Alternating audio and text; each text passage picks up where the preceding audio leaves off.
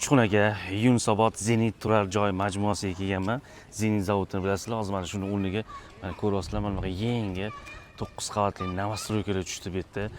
Bu yerda qurilish davom etyapti. Общий bir 17 tami 18 ta novostroyka tushadigan bo'lgan. Shu yerda 3 xona, birinchi qavat, yevro remont, 51 kvadrat uyimiz chiqqan. Uje kadastr hujjatlari chiqish arafasida. Kelib ko'rguningizcha uje kadastrlari ham chiqib qoladi. Hozir sizlarga ichlarini ko'rsataman.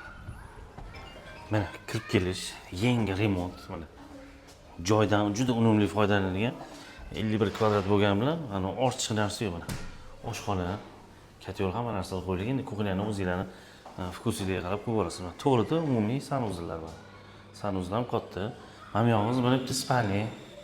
Mana ko'ryapsizlar, remontlari ham chiroyli, svejiy, svetli remontlarda bo'lgan.